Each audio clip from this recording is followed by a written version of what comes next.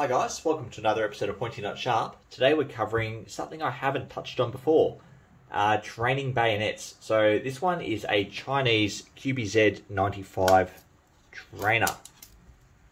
And as you can see, it looks pretty convincing.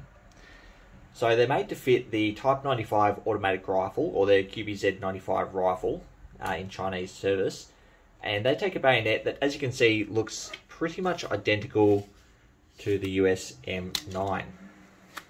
If I can get this one out, we can have a quick comparison of the two. So very, very similar in dimensions and look. Probably a big difference in quality.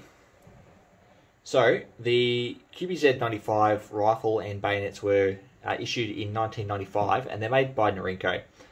And there's about 3 million of the rifles and bayonets made.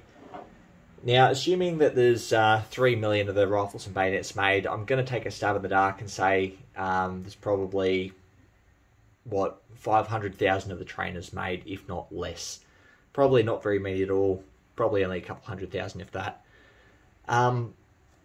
Chinese bayonets, despite what you might think, you'll see eBay is just littered with Chinese knockoffs of M9s. You know, very, very cheap, like 80 bucks down here in Australia, rubbish quality, rubbish steel, I wouldn't touch them. And because they look very similar to the QBZ 95 bayonets that they use in China, there's a bit of a misconception that you can buy Chinese bayonets really cheap and they're absolute trash. From what I can tell, the actual Chinese bayonets are actually very good quality and they are extremely hard to get your hands on. In fact, I've yet to ever see one sell. And you can spot them because they have this style of scabbard here, as opposed to the M9 has this big chunky thing here, and so do all the fakes.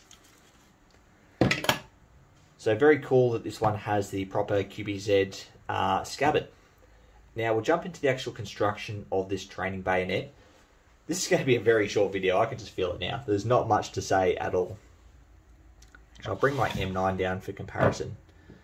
So straight away, as you can see, the blade profile is very, very similar. Big difference is down near the ricasso, the blade on the M9 flares out. You don't get that here, it's a straight piece of rubber. As I said, the blade is made of rubber.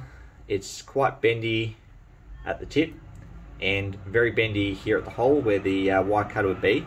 But then it gets a lot stiffer down the length here. Like I think there's something that actually goes up the length because it no longer wants to bend much at all, whether up here at the tip, whether it's the same thickness, you get a fair bit of bend. But it has all the features of a US M9. We've got the sawback, we've got the fuller on the reverse, so it's a 1-for-1 copy. We've even got the same shape crossguard. So China has absolutely no shame when it comes to copying.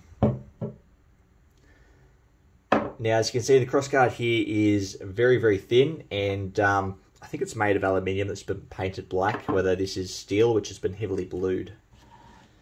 Moving down to the handle, is just a rubber handle, whether the M9 is like a polymer, I think. And it doesn't actually have a mechanism for attaching to the rifle at all. So what you're supposed to do is it comes with a Velcro strap, which is missing in this one, unfortunately. And you slide it over the muzzle and then you just strap it to the rifle. So I don't know how useful that is in bayonet training. When I did all of my bayonet training, we only ever went around stabbing targets. We didn't go around stabbing each other. And I know some countries do have training bayonets, like Poland have their AK bayonet where the front's like telescoping and moves back inside. But considering it's retained by Velcro, I think you're going to stick one person that's going to fall off and it's going to be trash. Or it's just going to slide further down the barrel, the Velcro is going to disattach and it's just going to be flopping around everywhere, useless. But I don't know exactly what they do with them. I haven't seen any videos. I don't know their doctrine. I don't know their TTPs or anything like that. So, hey, I could be completely wrong, but I highly doubt it. Now, that's the construction of the bayonet. We'll take a look at the actual scabbard. So this is just a very, very light piece of plastic. Like, I press it in the middle, you can't see it on camera, but if I press that too hard, I could break that in my hand, I reckon. And got a drainage hole down the bottom. I do like the texturing. It does feel very Chinese, like it does have that Type 95 bayonet look about it. But then our strap up here is the same as what you have. There goes my light. Same as what you have on the M9. It's got that diagonal strap. But then we don't have a hilt strap up the top. And the strap that we do have is extremely thin and very cheap. It just, there's no quality here whatsoever. It feels like a toy. But that's it for construction, really. There's no markings on it anywhere, which is a bit disappointing. I was hoping for a Chinese property mark or something like that, something that was cool and unique that I hadn't come across. I've scoured the whole thing. There's not even a made in China on this, like nowhere. Actually, I've just noticed there's a bend in the scabbard just here. How did I not notice that before? There you go.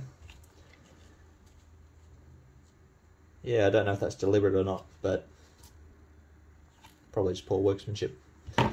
No, it would have been cool to have some markings on these, like maybe some markings saying it's a training bayonet or property marks, manufacturer marks, anything. I'd take a made in China. But no, we've got exactly nothing on it.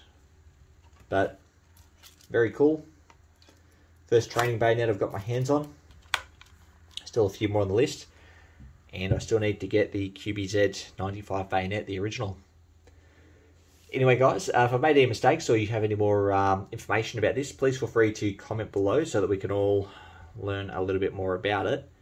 And if you haven't already, please like and subscribe. I've got plenty more, lots more content coming, lots of interesting stuff, bayonets, fighting knives. And honestly, I'm sitting on about 50 at the moment to video, and there is some really interesting and unique stuff in there you probably haven't seen before. All that said, guys, thanks for watching, and I'll see you again next time.